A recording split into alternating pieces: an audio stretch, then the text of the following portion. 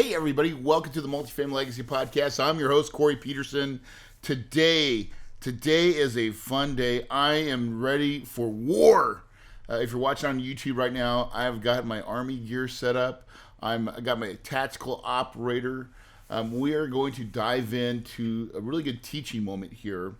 And so I got dressed up for the occasion because we're going to talk about today. The main topic is what your management company is not telling you. And it's scary. Now, before we get into this episode, though, I really want to make sure that I give out some love because you guys have been really ranking the show really high up in iTunes, and we've got a ton of reviews. And so I just want to give a shout out to my latest review from W Harvey 93.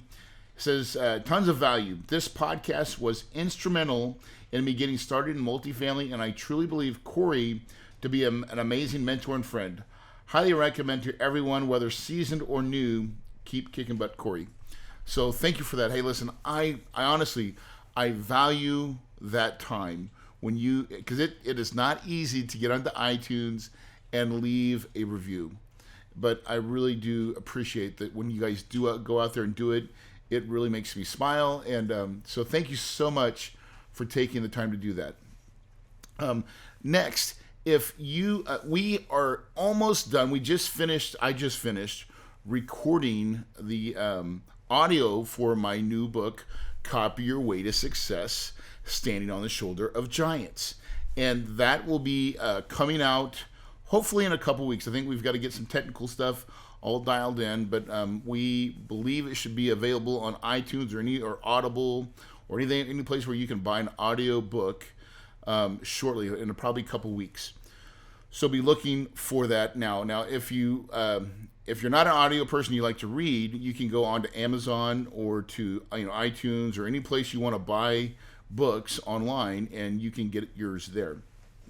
And last thing, just for anybody that's starting out, if you're new listening and you want a place to go to kind of get plugged into our system and our stuff and become part of our tribe, I highly recommend going to kahunawealthbuilders.com, and opting into our Quick Start Workshop.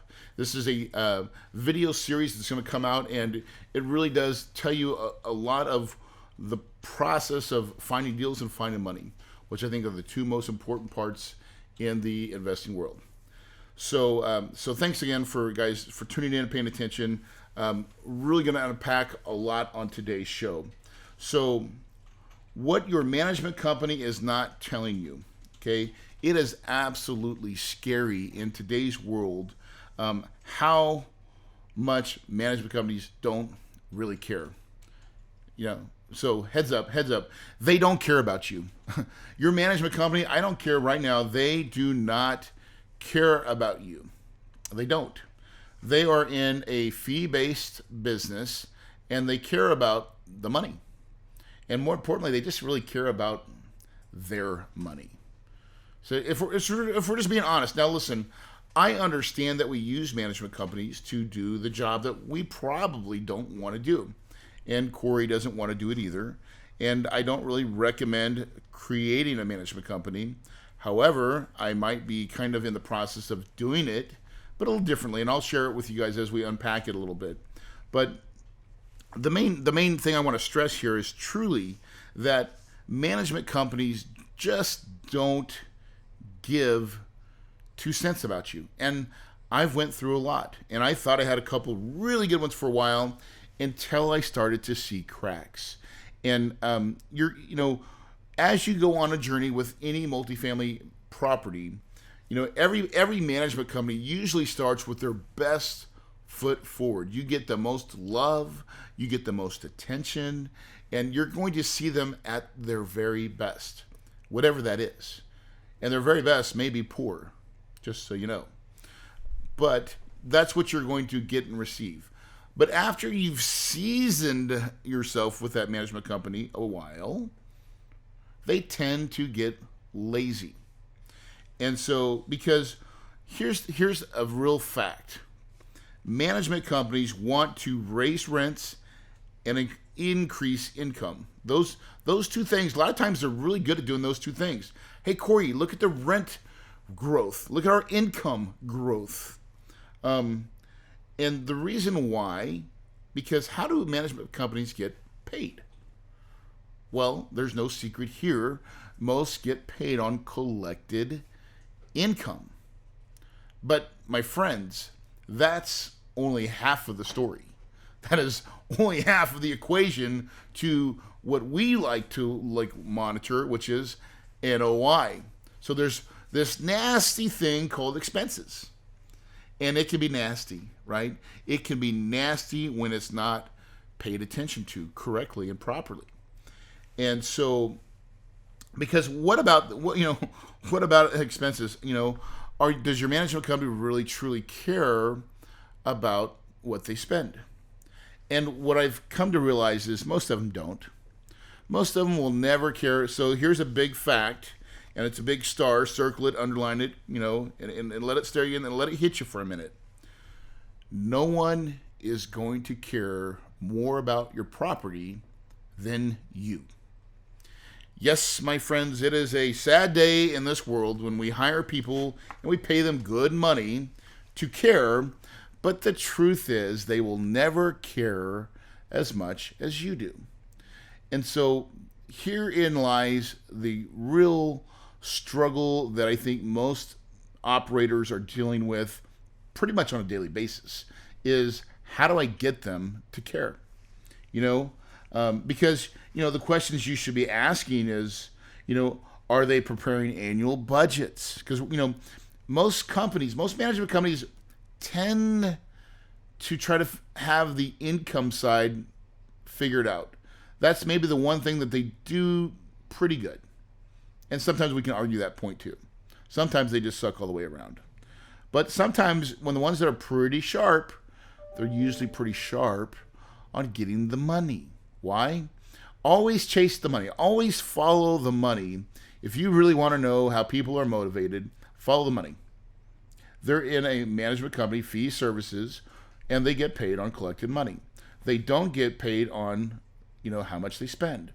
And so if that's the case, then we have to, as an owner-operator or an owner, you have to really pay attention to that expense category, because if you don't, you will not be profitable. Because I think we can all agree that management operations is what makes or breaks your deal. So we know that, so if that's the case, we know that in the operations, and pretty much the expenses are where we can, break things. They tend to get more broken more often than not. So how do you make your management company care? And so this is one of those things where you walk slowly and you carry a big stick and you smile. And so what does that mean? That means you got to be happy. You're trying to be nice, but they've got to know that you are in charge. And unfortunately, you have to carry a big stick.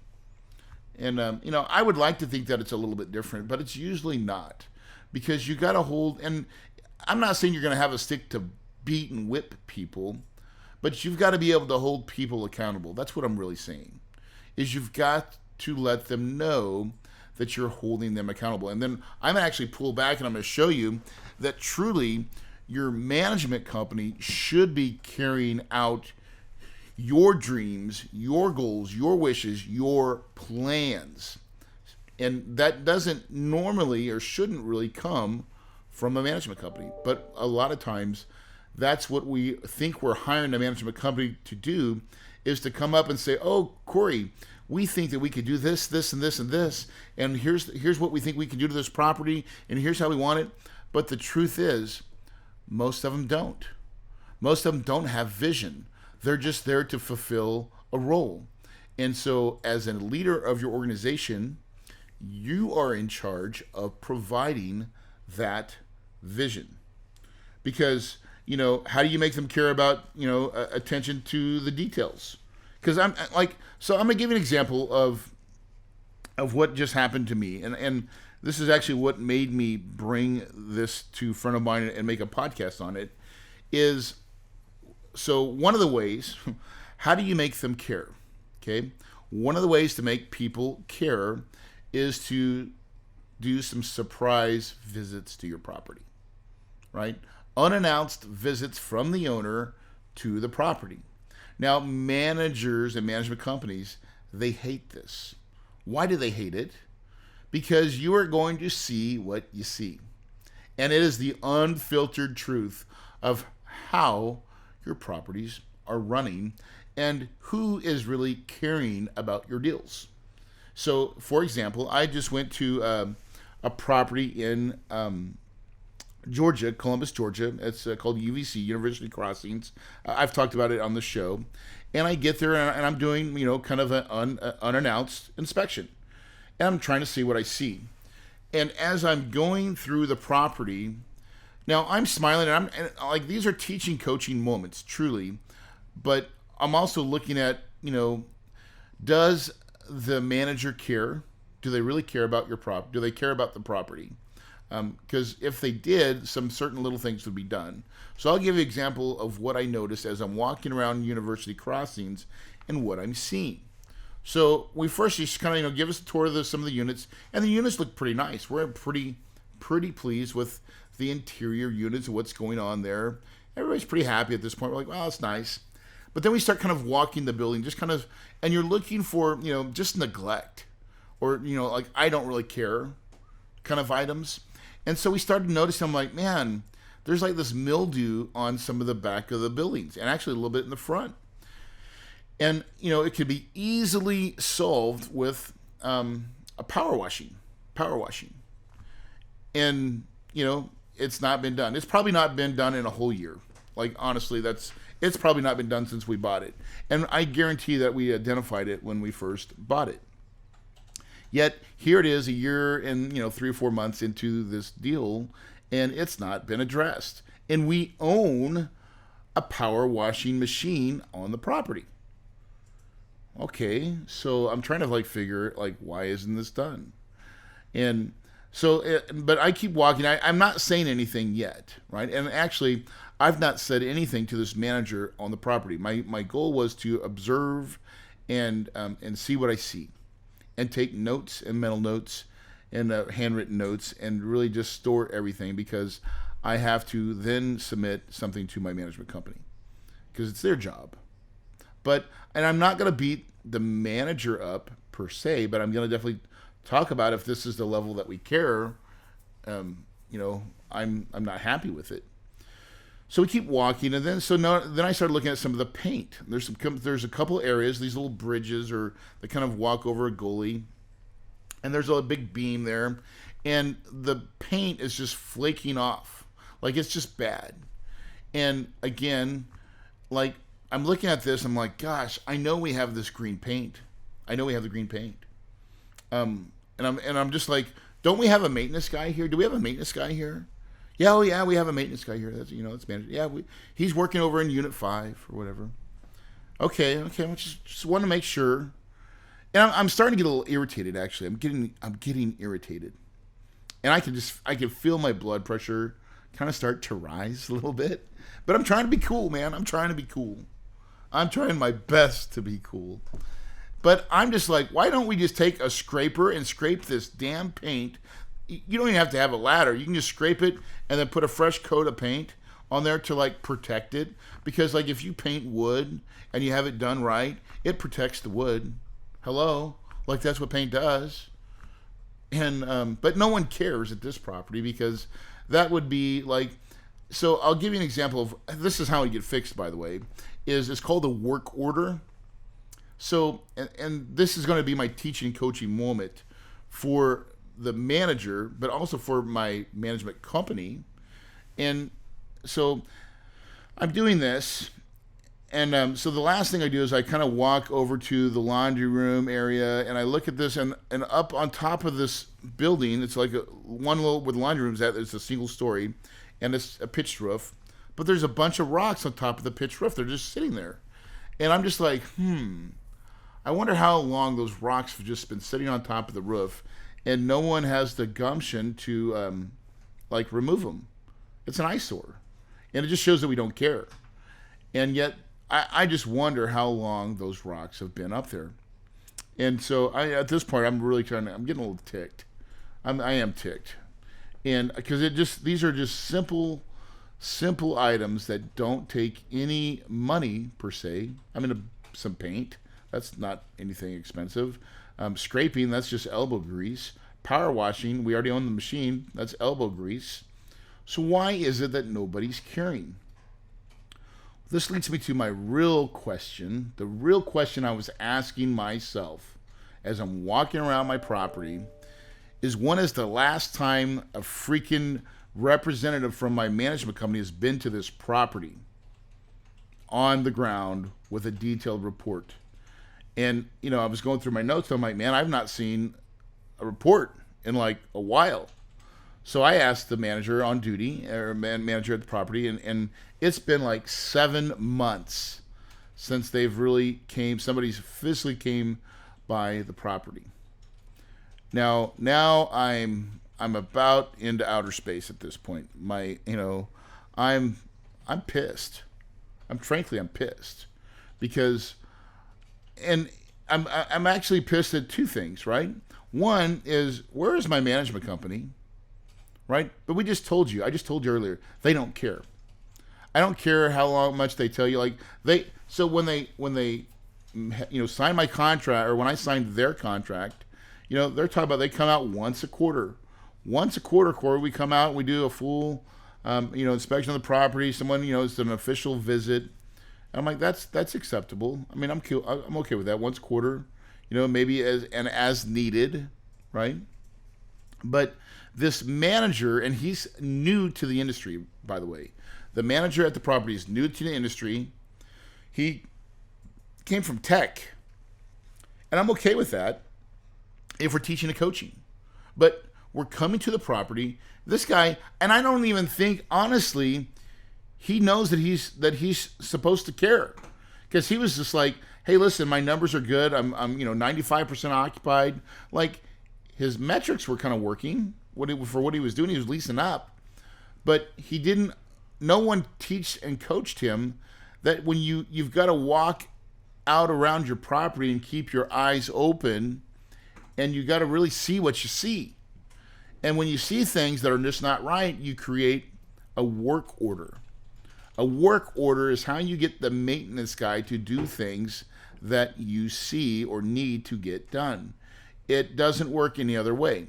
That's how, like when we have tenants that have things that are wrong, we create a work order, and that becomes, the maintenance guy now is just working from his work orders and then doing his turns and things that he's got to do.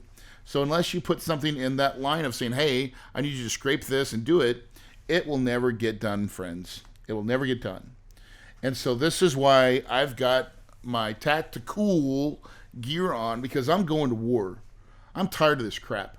I'm tired of managers not caring, and I'm tired of having to deal with this kind of stuff. And it really frustrates the living hell out of me. It really is.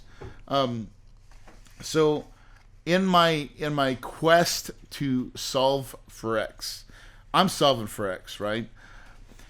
That's pretty much what I do. Problems happen, and then you got to solve, and you got to correct, and you got to figure out, is it the management company? Can they be coached and trained up to do it my way, the way I want it done, or do I need to make a decision? Do I need to leave that and find someone that can and will? And so, in our current situation, we've decided that we are making the move to change, right? We believe no longer that our current management company has done really well. They've actually been on the podcast. But, maybe there's like a 3-year itch or some point in time where, like, I'm not getting the love that I used to. I'm not getting the attention that I used to. And I demand it. I don't ask for it. I absolutely demand it. And you should too. Why? Because, listen, we pay them good money. We pay these management companies good money each and every month, and they always take it. So, you expect what you inspect, right? And so, I guess truthfully, The onus, the real problem, is me. And that's the truth. It's not with my management companies, even though it is, but the buck really stops, guess where? Right on my shoulders. It is my fault that it's not painted, that it's not power washed, because I have not been paying attention. And that's hard to say, by the way. But I'm trying to keep it real for you guys so you can understand as you grow your company and you start getting a real business and you start getting lots of properties, you will eventually run into this. Because I remember when I had 1 or 2 properties, I could really detailed manage what's going on, looking at the financials, right? Paying attention to that, the reporting, basically getting in the trenches of what everything is. Where are my costs going? Why is this? Asking questions. When have we done this? And honestly, I feel like a good management company should help provide some of those solutions. They should be proactive with you, but if they're not, then it's still your onus. It's still on you to do it all. And so as I've grown to now, the properties that we have 7 active projects, and they're all, some of them are student housing, some of them require more than others, and then I have a education company, and like 2 or 3 other businesses that I run, a mastermind, all the things that we do in the info space. I have a podcast. And so my time gets diverted, and now I've truly learned that I need to become a CEO of my company. And so enter in an asset manager. So that's really the solution that we are bringing to the table, and it's really a 2-part solution. We no longer have the confidence in our management company, so we are in effectively a mode of changing that process. And but we started with the asset management piece first. So because I needed someone to look at my properties like I used to, in a very detailed and tactical manner. Tactical, or tactical, if you want to say it that way. Okay? And so it took me a while to find that person, but it's funny how in life, sometimes when you put it out there in the universe, people show up. And so Kim Brueggemann with Lighthouse Asset Management came into my world. And that's someone that I've known I've known her for 15 years.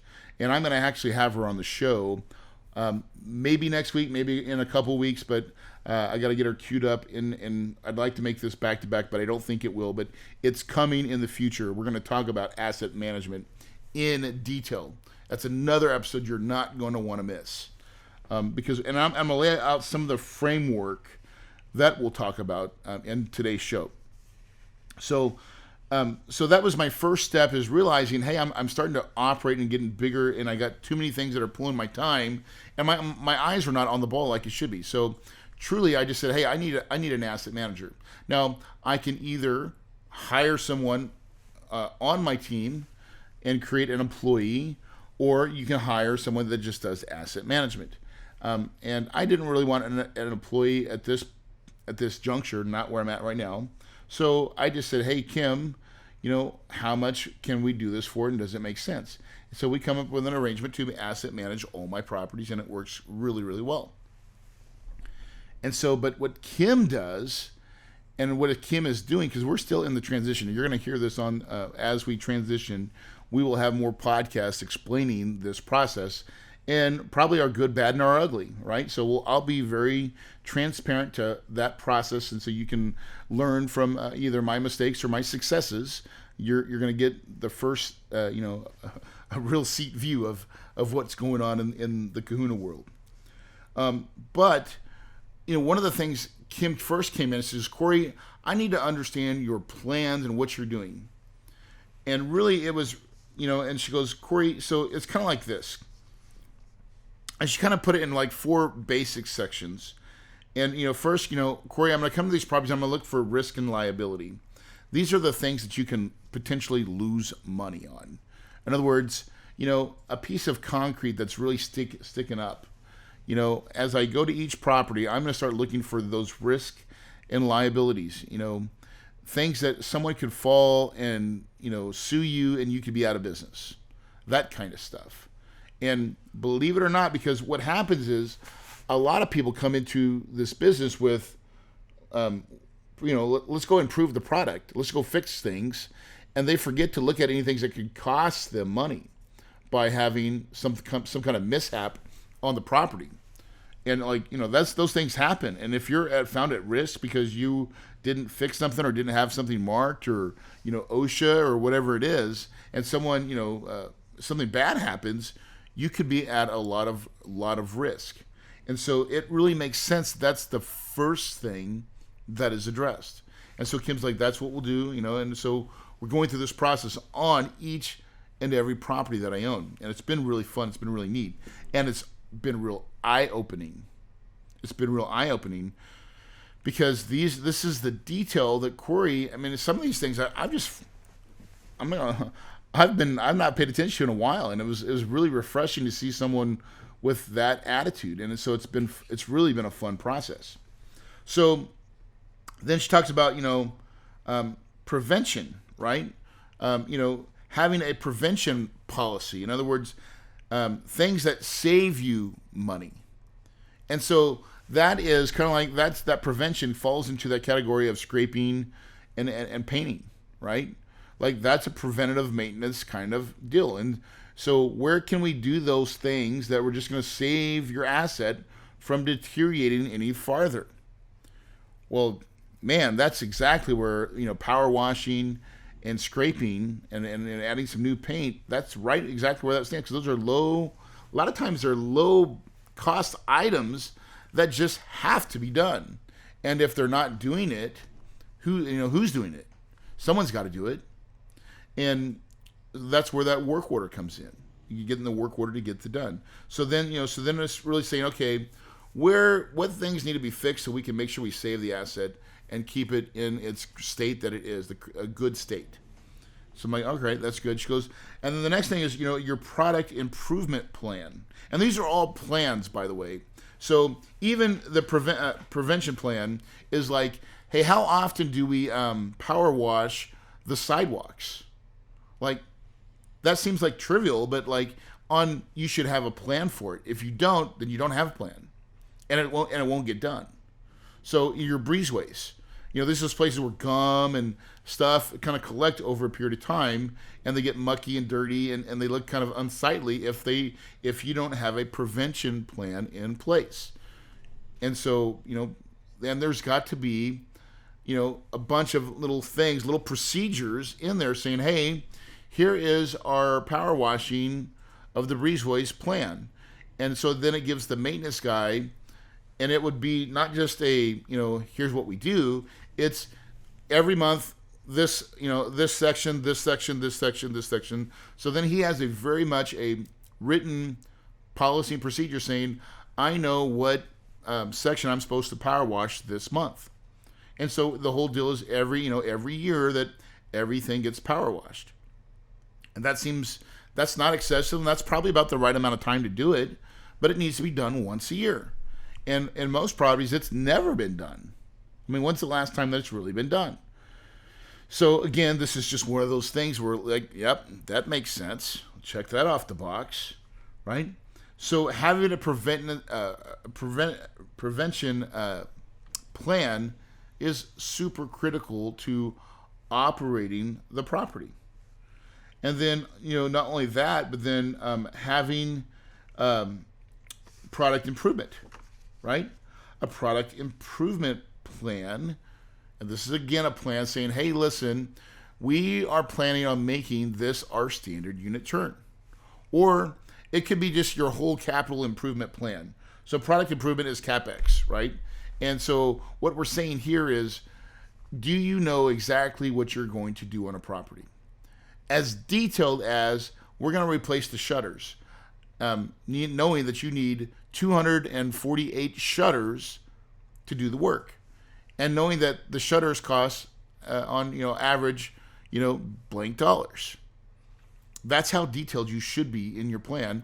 And then you should also know that, hey, we are planning on doing this project when. And so that's kind of, and this is how detailed asset management can get. And when you're, especially when you're buying a property, now it's a little bit more difficult when you're taking over an asset, but when you're getting ready to buy a new property, which is what we're doing now, we are putting all these plans in place so we will have a really good idea of how we're going to roll out our CapEx, what budget, what starts first, second, third, fourth, fifth. And so we can do some of these things we'll do at the same time. But we're going to start moving our project because we're doing pretty much a pretty big value add on this new deal that we're doing, about $850,000 of CapEx. So we're super excited to transition and truly do a really nice value add play. So that's going to be fun. And then the last one is your resident retention plan. What are you doing to keep money, right? So product improvements are things that make you money. Resident retention is things that help you keep your money by keeping that tenant to stay another year, to renew, and renew with a little bit of rent increase. Now, what's the plan for that? So in that, it can't just be, well, we're just going to follow up when the rent's due or close 90 days out and call that a plan.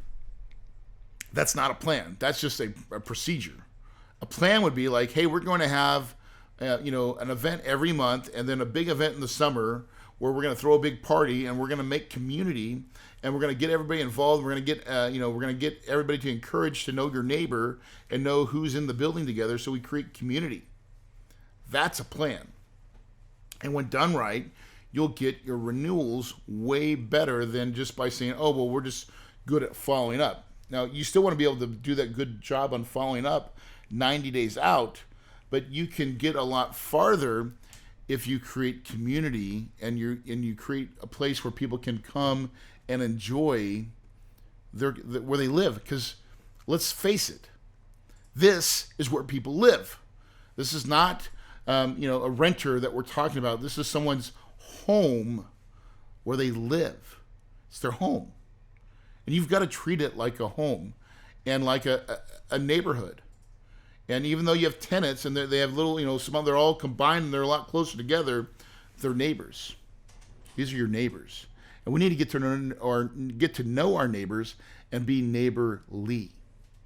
That is how we build a great, loving community. And that's what we're about. We want to create nice communities that we can improve the product and create a greater sense of value, because the value is perceived. So there's kind of 4 basic things that we can do.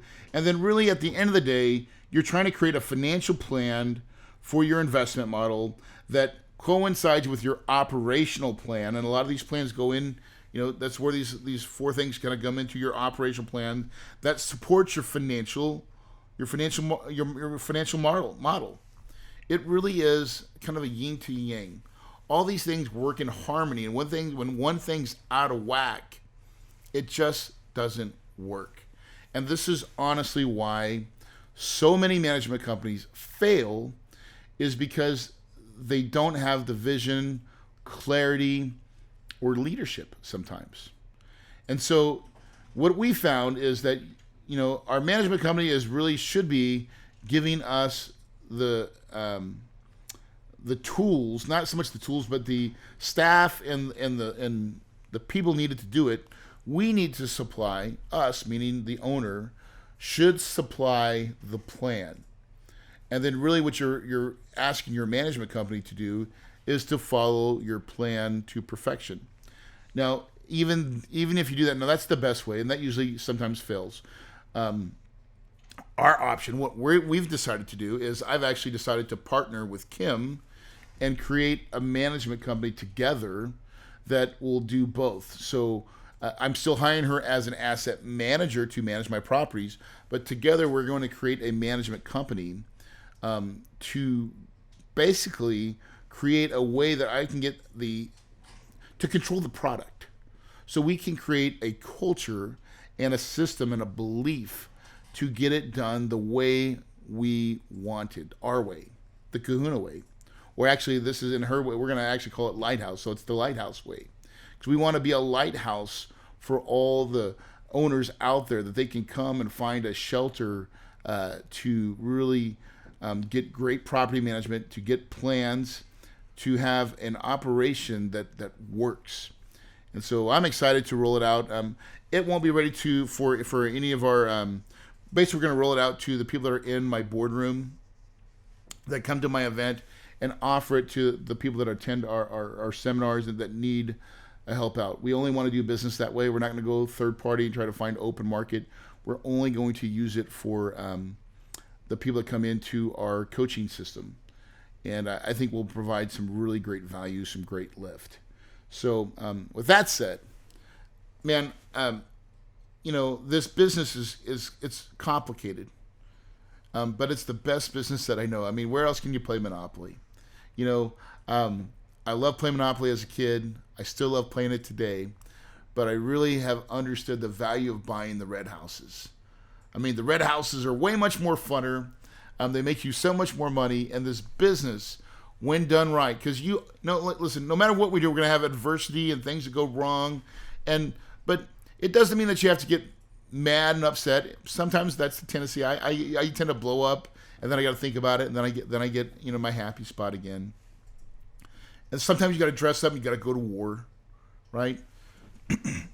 But it's the journey, guys. It is the journey of being an entrepreneur, of being in the real estate game. And I know of no other game that pays the dividends, that creates the paychecks, that creates the legacy wealth as what the multifamily world does. And it's a beautiful, beautiful thing. If you've not done so, honestly, go to my Quick Start workshop and download it. Get going, get in. We have, get my book, Copy Your Way to Success. It is a phenomenal book. I'm telling you, I've wrote every word. I'm passionate about that book. That book means something. Hopefully it'll make you laugh, make you cry, and inspire you to be the best you that you possibly can. Because in this world, it takes gumption, it takes motivation, it takes strength, it takes courage, it takes passion. It takes all these things to harness your energy and to say, today I'm going to be a success. I'm going to make it my very best. I don't care what anybody says, because I know people are going to try to bring me down. They're kind of trying to ruin my thunder and rain on my parade. But not today. Today, go to war.